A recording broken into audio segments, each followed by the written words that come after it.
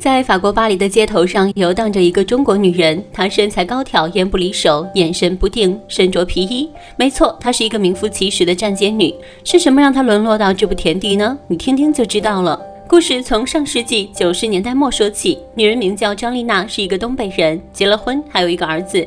因为当年工厂分流，张丽娜光荣下岗，丈夫周晓东也没了工作，没有了收入，但生活还在继续，不仅要养活自己，还要让孩子上学。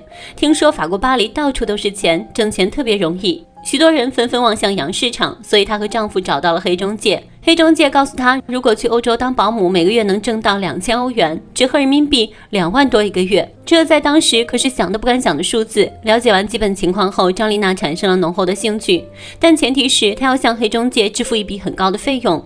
可丈夫周晓东却绷着一副脸。回到家后，丽娜开始马不停蹄地做饭。吃饭时，周晓东依旧绷着一副脸。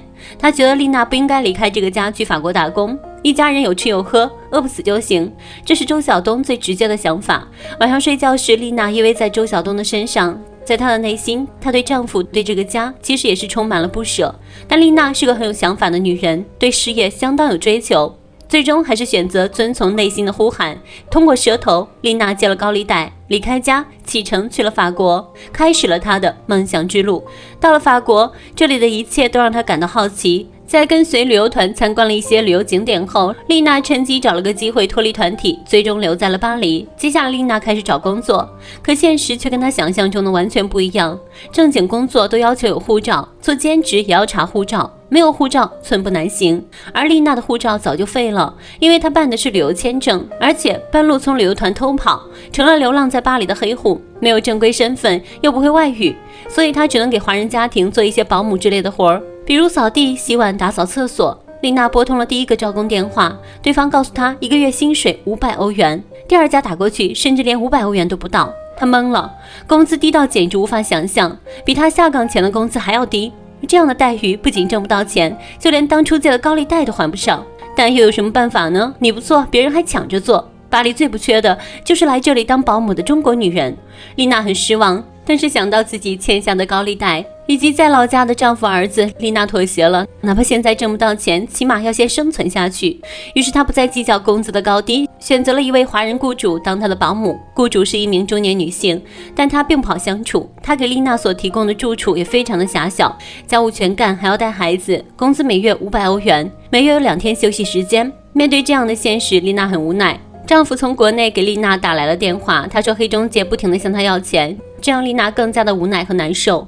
一转眼1个月过去了，月底发薪水时，雇主以丽娜摔碎了一个花瓶为理由，扣了她100欧元。同时他还对丽娜进行了地域攻击。他说，你们这些东北人就是这样粗手笨脚的，啥也干不好。丽娜感到异常愤怒，因为那个花瓶本就是雇主儿子摔碎的，为此两人大吵了一架。没想到雇主却训斥道，嫌钱少，站街去吧。这句话彻底触碰到丽娜的道德底线，果然辞职了。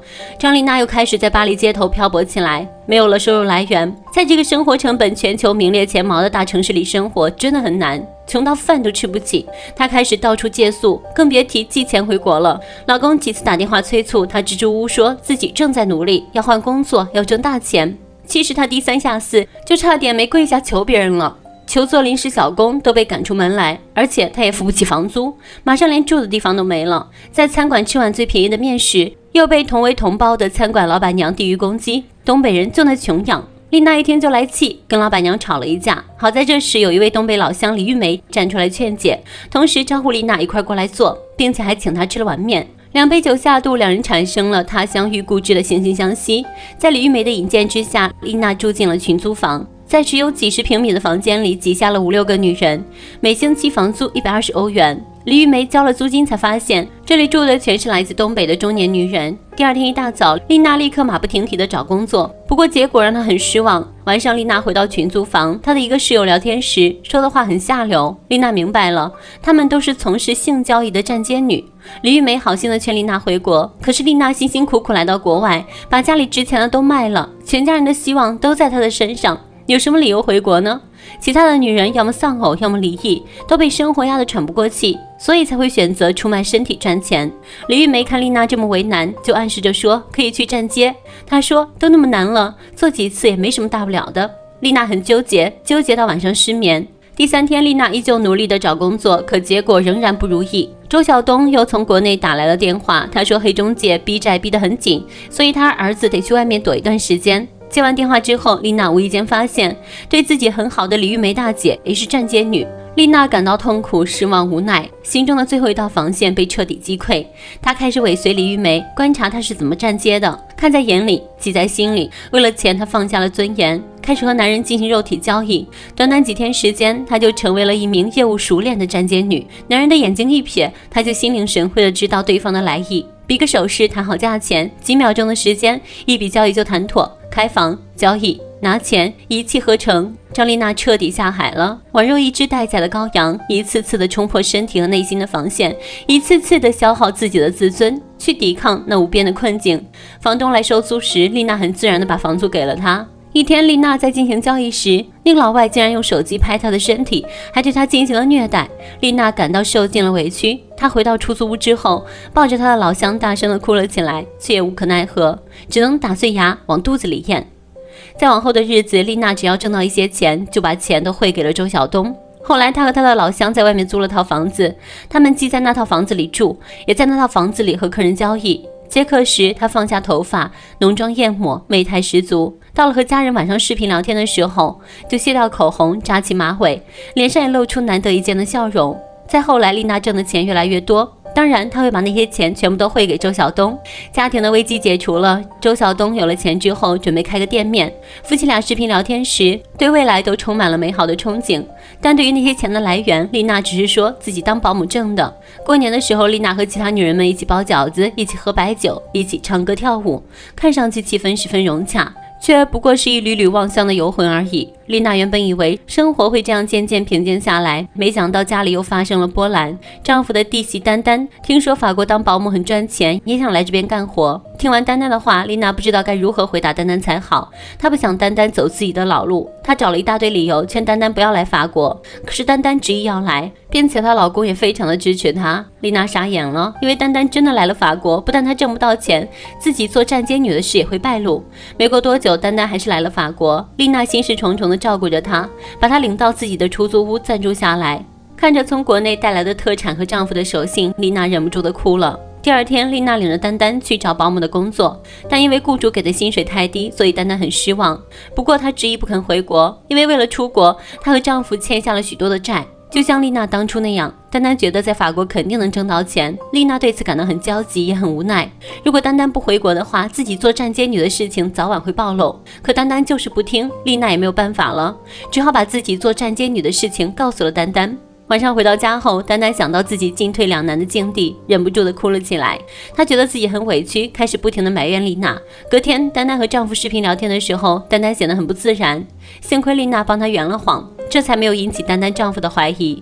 晚上，丽娜和她的老乡在出租屋聊天时，丹丹回来了。丹丹告诉大家，她也开始和男人进行肉体交易了。可说完这些，她便难受地哭了起来。丹丹终究和丽娜不同，她顶不住心理压力，整天都在哭泣，担心丈夫知道后会抛弃自己。丽娜怕这样下去早晚会出事，约定保守秘密，一起回国。回到国内后，两家人聚了一次餐，为了出国欠了那么多债。可丹丹在国外却没有挣到钱，这让丈夫很难受。吃完饭后，周晓东高高兴兴地领着丽娜去看他们的店铺。晚上，丽娜自我厌恶地洗了很久的澡。睡觉之前，周晓东想和丽娜亲热，但丽娜拒绝了他。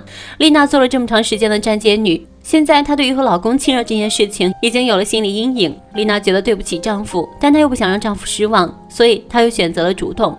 隔天，丽娜把她的父母叫到了自己家，一家人开开心心地吃了顿饭。可是当她给周晓东打电话时，却没办法打通。丽娜的内心开始担心起来。当她去店铺的装修现场找周晓东时，却看到了喝醉的周晓东和一地的酒瓶。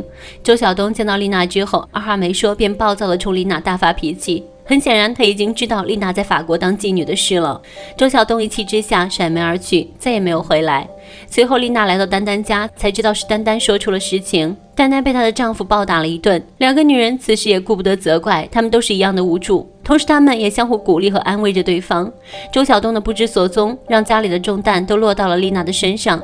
后来丽娜把儿子接到了婆家，丽娜的母亲提到邻居家的女儿也打算去法国谋生，她还打算让丽娜向对方说说法国的情况。听完母亲的话，丽娜立马发火，并大喊着千万别出国。在之后的日子里，丽娜白天忙店里的装修，晚上回到家之后，她会感到非常的痛苦。不久之后，丹丹和她的丈夫决定去南方打工。临走时，丹丹向丽娜告了别，两个女人对彼此都非常的不舍。终于有一天，周晓东打来了电话，他和儿子聊得很投机。可是当丽娜接过电话之后，他就不说话了，两个人通话时的气氛也非常的尴尬。丽娜领着儿子找到了周晓东租住的房子，环境非常的简陋。周晓东和儿子很开心的互动着，不过他和丽娜之间仍心存芥蒂。周晓东煮面时，丽娜主动过来接近他，并和他说了很多知心话。只是周晓东始终对他很冷淡，他们之间的关系再也没有办法回到从前了。影片到此结束。这是一部国内无法上映的电影，讲述了一个女人的心酸与无奈。